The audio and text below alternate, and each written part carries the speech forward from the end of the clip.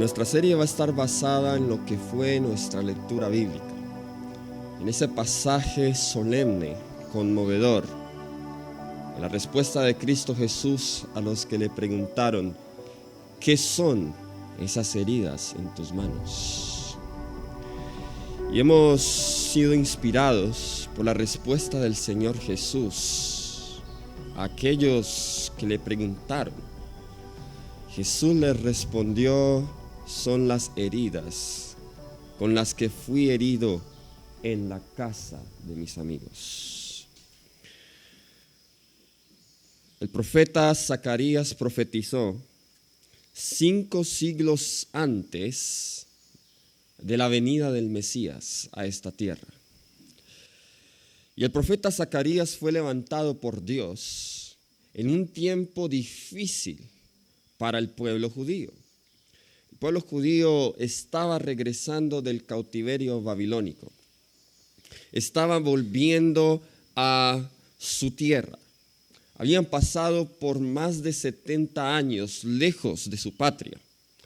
Y al regresar, todas sus esperanzas de ser un reino en el cual dominara toda la tierra, en el cual el Mesías sería rey y aplastaría todas las naciones, estaban disueltas. Aquellas profecías que se decían de Israel como un pueblo santo, como una nación escogida, como esa nación que dominaría toda la tierra, parecían no poderse cumplir. Y Dios levanta a 2 hombres para traer esperanza al pueblo de Israel. Esos son profetas Ageo y profeta Zacarías. Y los levanta en un tiempo cuando el pueblo de Israel era poco, cuando la mayoría estaba disperso entre las naciones paganas. Y aquellos que se cuestionaban y preguntaban: ¿será posible que las profecías del reinado del Mesías se cumplirán? El Señor levanta a estos 2 profetas. Así que en el marco histórico de Zacarías tenemos estas condiciones. Y vamos a mirar lo que fue nuestra lectura bíblica. En el libro de Zacarías, capítulo 13, versículos 6 y 7. Zacarías capítulo 13, versículos 6 y 7. Hay una pregunta. Y la pregunta es, y le preguntarán: ¿qué heridas son estas en tus manos? Y él responderá: con ellas fui herido en casa de mis amigos. Y hay una orden luego después de esa respuesta: levántate, oh espada, contra el pastor y contra el hombre compañero mío, dice Jehová de los ejércitos. Hiere al pastor y serán dispersadas las ovejas, y haré volver mi mano contra los pequeñitos. Hay una pregunta que se le hace al Señor Jesús: ¿qué son estas heridas en tus manos? Y toda esta semana nosotros vamos a estudiar, basados en este versículo, qué significa el hecho que Jesús es herido en la casa de mis amigos. Pero para entender un poco el tema de esta mañana, es un tema introductorio. Y vamos a mirar un poco el contexto del libro de Zacarías. Como habíamos dicho, Zacarías profetiza hacia el final de su mensaje enviado a los judíos desanimados que habían regresado del exilio babilónico para reedificar a Jerusalén.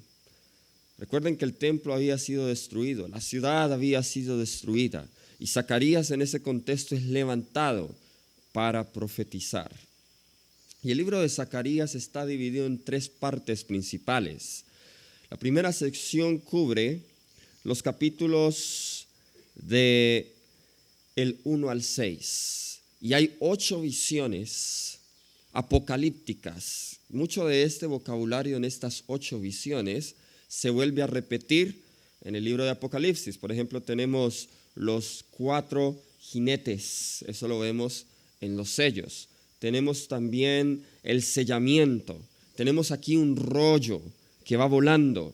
Tenemos 4 carros. Tenemos a Cristo el renuevo. Mucho de este vocabulario se vuelve a repetir en el libro de Apocalipsis. Luego, la segunda sección trata de la reprensión del pecado y la promesa de restauración. Dicho sea de paso, la primera sección, esas 8 visiones, todas se basan en promesas de restauración para el pueblo de Israel. Esas 8 visiones todas están enfatizadas en eso. Y la última sección, que es la sección a la cual pertenece Zacarías 13, es las predicciones sobre la liberación de Israel y el triunfo final del reino de Dios. Es una sección o profecía futura escatológica del libro de Israel. Podríamos también decirlo de la siguiente manera. Tenemos aquí 2 secciones con un capítulo, una sección parentética. Una de estas, hasta el capítulo 8, fueron escritas durante la reconstrucción del templo, y las profecías que encontramos en Zacarías del 9 al 14 se cumplirían si el pueblo de Dios hubiese cumplido las condiciones después de la restauración del templo. Aquí tenemos otra estructura del libro de Zacarías. Tenemos 8 visiones en la primera sección, luego tenemos un paréntesis del renuevo, la profecía de Cristo Jesús como el renuevo, luego tenemos 4 mensajes y al final 2 admoniciones o 2 cargas. Y aquí la última, a la cual pertenece el capítulo 13, son profecías del reino mesiánico, las profecías de Jesús reinando como el Mesías. Ahora, el capítulo 13 está ubicado en la última visión que tuvo el profeta Zacarías. Y esta visión comienza desde el capítulo 12. Así que vamos a comenzar, analicemos, vayamos allá al capítulo 12 de Zacarías. Zacarías capítulo 12. Vamos a comenzar desde el versículo 1. La palabra del Señor nos dice: profecía de la palabra de Jehová acerca de Israel. Pregunta: ¿acerca de quién es esta profecía? Acerca de Israel. ¿Quiénes son Israel? El pueblo de Dios. Así que esta es una profecía específica para el pueblo de Dios. Jehová dice que extiende los cielos y funda la tierra y forma el espíritu del hombre dentro de él, ha dicho. Ahora, qué interesante cómo el Señor Jehová, Dios, se presenta. ¿Cómo se está presentando aquí en el versículo 1? Dice: el que extiende los cielos y funda la tierra y forma el espíritu del hombre dentro de él. ¿Como quién se está presentando Dios? Como el creador. Muy importante este detalle. Dios se presenta en la última profecía dada por Zacarías, se presenta como el creador. Vamos a ver por qué. Versículo 2: he aquí yo pongo a Jerusalén por copa, que hará temblar a todos los pueblos de alrededor contra Judá, en el sitio contra Jerusalén. Y en aquel día yo pondré a Jerusalén por piedra pesada a todos los pueblos, todos los que se la cargaren serán despedazados, bien que todas las naciones de la tierra se juntarán contra ella. Ahora vamos a mirar que hay una expresión que se va a repetir, y es en aquel día, en aquel día. Cada vez que la Biblia utiliza, o los profetas utilizan esta expresión, en aquel día, se refieren al día de Jehová. En aquel día, o sea, en el día de Jehová, estas cosas sucederían. Y dice que Dios iba a poner a Jerusalén por copa, que haría temblar a todos los pueblos. En otras palabras, Dios iba a colocar a Israel en una posición en la cual podría subyugar a todas las naciones. Y el versículo 3 dice que todas las naciones de la tierra se iban a juntar y se iban a hacer guerra contra Jerusalén. Pero ¿qué haría Dios? Versículo 4: en aquel día, dice Jehová, heriré con pánico a todo caballo, y con locura al jinete, mas sobre la casa de Judá abriré mis ojos, y a todo caballo de los pueblos heriré con ceguera. De acuerdo a esta profecía, el versículo 4, ¿qué iba a pasar con los enemigos de Israel? Iban a ser vencidos, iban a ser heridos, los caballos iban a ser enceguecidos, iban a ser heridos con pánico, nos dice. Ahora, ¿qué pasaría con los capitanes de Judá? Versículo 5 dice, los capitanes de Judá dirán en su corazón, tienen fuerza los habitantes de Jerusalén en Jehová de los ejércitos su Dios. ¿Qué iban a decir aquellos que sean del pueblo de Dios? Dicen, oh, nosotros no temeremos, tenemos fuerza. ¿Y en quién estaba su fuerza? Tenemos fuerza en Jehová de los ejércitos su Dios. Aquí está la profecía de Joel, donde dice que en aquel tiempo mi pueblo no será avergonzado. Nadie los avergonzará, no habrá miedo delante de ellos. Ellos saldrán valientes a la batalla, pelearán contra los enemigos de Jehová y dirán, tenemos fuerza los habitantes de Jerusalén. Oh, mis hermanos, mis amigos, ¿has tratado tú de pelear las batallas del Señor sin el Señor? ¿Has tratado tú muchas veces de vencer esas cosas que sabes que son contrarias a Dios en tus propias fuerzas? Y te has dado cuenta que es inútil y salimos simplemente derrotados. Salimos cada vez más humillados, salimos con más peso de culpa en nuestra conciencia. Oh, mis queridos, debemos pelear las batallas en el poder y en la fuerza de Jehová.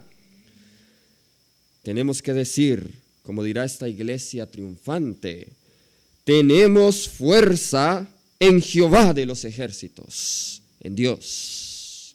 En esa está nuestra fuerza y en esa está nuestra confianza. Ahora, de acuerdo a Zacarías, ¿cuál es esa fuerza? De acuerdo al mismo profeta Zacarías, ¿a qué le define él esa fuerza? Recuerden Zacarías 4:6, no con espada ni con fuerza, sino ¿con quién? Con tu Santo Espíritu, dice Jehová de los ejércitos. Zacarías 4:6. En esa es la fuerza que dependerá el pueblo de Dios. Versículo 6. En aquel día pondré a los capitanes de Judá como brasero de fuego entre leña y como antorcha ardiendo entre gavillas, y consumirán a diestra y a siniestra todos los pueblos alrededor, y Jerusalén será otra vez habitada en su lugar en Jerusalén. Ahora, tratemos de entender las palabras aquí. ¿Recuerdan cómo había quedado Jerusalén después del cautiverio? Deshabitada, destruida. Pero aquí Jehová está prometiendo, Jerusalén será habitada. Y el pueblo, los capitanes de Judá serán como brasero de fuego entre la leña. ¿Cómo es el brasero de fuego entre la leña? Es ardiente y es caliente, quema. Y luego lo repite con otra expresión, y como antorcha ardiendo entre gavillas. Así que Jerusalén sería ¿qué? Iba a ser luz. Iba a ser luz entre las naciones. Y luego dice, y librará Jehová las tiendas de Jehová primero, para que la gloria de la casa de David y del habitante de Jerusalén no se engrandezca sobre Judá. En aquel día Jehová defenderá al morador de Jerusalén. El que entre ellos fuere débil, en aquel tiempo será como David, y la casa de David como Dios, como el ángel de Jehová delante de ellos. Y en aquel día yo procuraré destruir a todas las naciones que vinieren contra Jerusalén. Ahora yo les hago una pregunta. Estamos analizando este contexto. De acuerdo a lo que hemos leído, ¿a qué momento se está refiriendo el profeta Zacarías? ¿En qué contexto está hablando él? ¿Cuál es el lenguaje que se repite en estos pasajes? ¿Es un lenguaje de qué? Tenemos caballos, tenemos naciones, tenemos capitanes. ¿Eso es lenguaje de qué? Es lenguaje de guerra. Está hablando aquí de la guerra del Armagedón. Y aquella guerra en la cual se juntarían todos los enemigos de Jehová e harían batalla contra Jerusalén. Pero de acuerdo a lo que hemos leído, ¿quién iba a salir victorioso? Jerusalén iba a salir victorioso. Ahora, mis hermanos, había una condición para que esta profecía se cumpliera. Y la condición la encontramos en el capítulo 10. En el versículo 10, perdón. ¿Cómo era posible que los capitanes de Jerusalén no se atemorizarían? ¿Cómo sería posible que Jerusalén venciese a todas las naciones? ¿Cómo era posible que Jerusalén fuese luz a todos?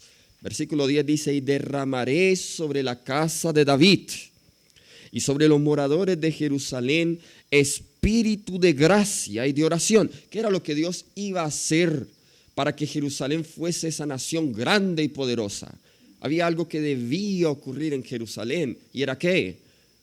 El derramamiento del Espíritu Santo. Y es un espíritu de gracia y es un espíritu de oración. Y cuando ese espíritu fuera derramado sobre Jerusalén, sobre el pueblo de Dios, ¿hacia dónde serían dirigidas sus miradas? El versículo sigue diciendo, y mirarán a mí. ¿A quién qué cosa? Traspasaron. Y llorarán como se llora por hijo unigénito, afligiéndose por él como quien se aflige por el primogénito. Habría una condición para que la iglesia militante se convirtiera en una iglesia triunfante. Y la condición era que miraran a Jesús. La condición es que miraran al que traspasaron, y así su corazón se llenara de contrición, así su corazón experimentara verdadero arrepentimiento, y así entonces Cristo podría derramar su Espíritu Santo. En el capítulo 13, versículo 1 lo dice de otras palabras. Capítulo 13, versículo 1. En aquel tiempo habrá un manantial abierto para la casa de David. Contextualmente, ¿cuál es el manantial abierto para la casa de David? ¿Dónde más mencionó casa de David Zacarías? Versículo 10, derramaré sobre la casa de David y sobre los moradores de Jerusalén espíritu de gracia. Así que ese manantial abierto para la casa de David, ¿cuál es? El espíritu de gracia y de oración. En aquel tiempo habrá un manantial abierto para la casa de David y para los habitantes de Jerusalén. ¿Y para qué era ese manantial? Para la purificación del pecado y de la inmundicia. Ese es el contexto de Zacarías 13. Y ese manantial abierto es Cristo crucificado. Es aquel a quien nosotros crucificamos. Ahora, ¿cuándo se cumplió esa profecía? Volviendo a Zacarías capítulo 13, versículos 6 y 7. Zacarías capítulo 13, versículos 6 y 7.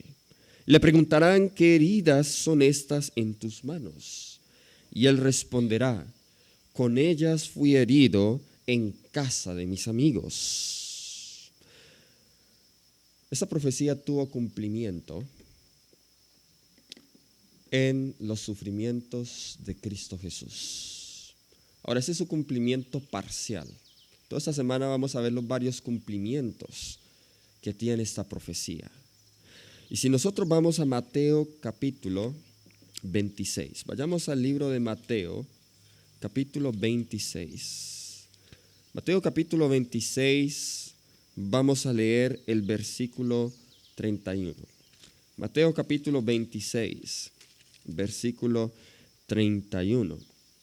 Jesús, citando las palabras de Zacarías 13:7, le dice a sus discípulos, entonces Jesús les dijo, ahora, versículo 30, ¿dónde estaban ellos cuando Jesús les dijo estas palabras? Cuando hubieron cantado el himno, salieron al monte de los olivos. Jesús iba al monte de los olivos a Getsemaní y luego les dice, entonces Jesús les dijo, todos vosotros os escandalizaréis de mí esta noche, porque escrito está, hiere al pastor y las ovejas del rebaño serán esparcidas. Jesús mismo entendió las palabras del profeta Zacarías y se las aplicó a sí mismo. La hermana White dice en el deseado de todas las gentes, citando estas palabras, después del himno, o sea, después de haber tomado la Santa Cena, recuerda, terminaron cantando un himno. Dice, cruzaron por las calles atestadas y salieron por la puerta de la ciudad hacia el monte de las Olivas, avanzando lentamente, engolfados cada uno de ellos en sus propios pensamientos.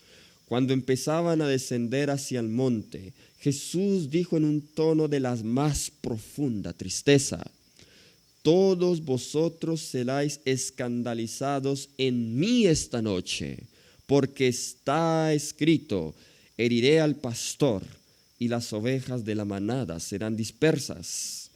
Los discípulos oyeron esto con tristeza y ¿qué cosa? Y asombro. Ahora, pocos minutos antes de esta escena, los discípulos ya le habían dicho a Jesús: iremos contigo hasta la muerte, moriremos contigo. Y las palabras de Jesús los llenan de asombro. Maestro, nosotros no nos alejaremos de ti. Pero el maestro conocía a sus discípulos mejor que ellos mismos. Hiere al pastor y la manada será dispersa. Unas páginas más adelante, página 692, la hermana White dice: cuando Cristo entró en Jerusalén, las esperanzas de los discípulos habían llegado a su apogeo. Se habían agolpado en derredor de su maestro, sintiendo que era un alto honor estar relacionados con él. Ahora había sido una semana antes. Ahora en su humillación le seguían de lejos. Estaban llenos de pesar y agobiados por las esperanzas frustradas. Ahora se verificaban las palabras de Jesús: todos vosotros seréis escandalizados de mí esta noche, porque escrito está, heriré al pastor y las ovejas de la manada serán dispersas. ¿Había entendido el pueblo judío esta profecía? No la había entendido. Y saben, mis hermanos, cuando nosotros no entendemos las profecías, estamos condenados a cumplir las profecías desde el aspecto negativo, ¿entendemos? Estamos condenados a cumplir exactamente lo que la profecía había hecho. ¿Entendían los soldados cuando partieron los vestidos de Jesús que estaban cumpliendo la profecía dada en Salmo 22, repartirán mis vestidos? No entendían. Hechos de los Apóstoles, página 184. Aún la forma de su muerte había sido prefigurada. Como la serpiente de metal había sido levantada en el desierto, así iba a ser levantado el Redentor venidero, para que todo aquel que en él cree no se pierda, mas tenga vida eterna. Y le preguntarán, ahora cita ella, Zacarías 13:6, ¿qué heridas son estas en tus manos? Y él responderá, con ellas fui herido en la casa de mis amigos. Hermanos, simplemente les estoy probando el primer cumplimiento de esta profecía. La hermana White lo corrobora claramente, que se refiere al sufrimiento de Jesús. Ahora, para terminar, vamos a seguir estudiando esta semana. Vamos a concentrarnos en esa pregunta. Y le preguntarán, esos son los redimidos de la casa de Jerusalén, ¿qué heridas son estas en tus manos? Ahora, ¿acaso no sabrán los redimidos que esas eran las heridas de la cruz? ¿Por qué le hacen la pregunta a Jesús? ¿Qué heridas son estas en tus manos? ¿Saben que habrán personas en el cielo? Habrán personas en el cielo que no sabrán todo en cuanto al sacrificio de Jesús. ¿Saben que habrán personas en el cielo que serán salvas sin haber conocido a Jesús como lo conocemos nosotros? Alguien se preguntará, ¿cómo así? Habrán personas de entre los paganos que estarán salvos en el cielo y creyeron y adoraron al sol, adoraron a sus propios dioses como si adoraban a Jesús. Vivieron de acuerdo a la luz que ellos tenían. Y cuando conozcan a Jesús allá en el cielo, verán las marcas en sus manos y le preguntarán, ¿qué son esas heridas en tus manos? Jesús les contará la historia de la cruz. Y la historia de la cruz será el estudio y la ciencia de los redimidos por toda la eternidad. Fui herido en la casa de mis amigos. Solo habrá un rastro del pecado y son las marcas del Señor Jesús. En el conflicto de los siglos, página 652 y 653, nos dice la sierva del Señor: solo queda un recuerdo. ¿Solo queda qué? Un solo recuerdo. Nuestro Redentor llevará siempre las señales de su crucifixión. ¿Qué va a llevar el Redentor siempre? Las señales de su crucifixión. En su cabeza herida, en su costado, en sus manos y en sus pies se ven las únicas huellas de la obra cruel efectuada por el pecado. El profeta, al contemplar a Cristo en su gloria, dice, ahora esa es otra profecía, Habacuc 3:4, su resplandor es como el fuego, salen de su mano rayos de luz. Ahora, ¿qué es lo que hay en las manos de Jesús de acuerdo a Zacarías? Sus heridas. Pero dice que cuando Él le muestre esas heridas a los redimidos, de sus manos van a salir rayos de luz. Las heridas de Jesús que llevará para siempre serán rayos de luz para los redimidos, porque a través de esas heridas entenderán el amor del Redentor por el pecador. Y sigue diciendo el profeta, y allí mismo está el escondedero de su poder. ¿Entiendes tú que en las marcas y en las manos, en las heridas del Señor Jesús, está el escondedero de su poder? ¿Te has asido al poder que hay en Cristo Jesús? ¿Contemplas sus heridas cada día? ¿Tocan una cuerda en tu corazón?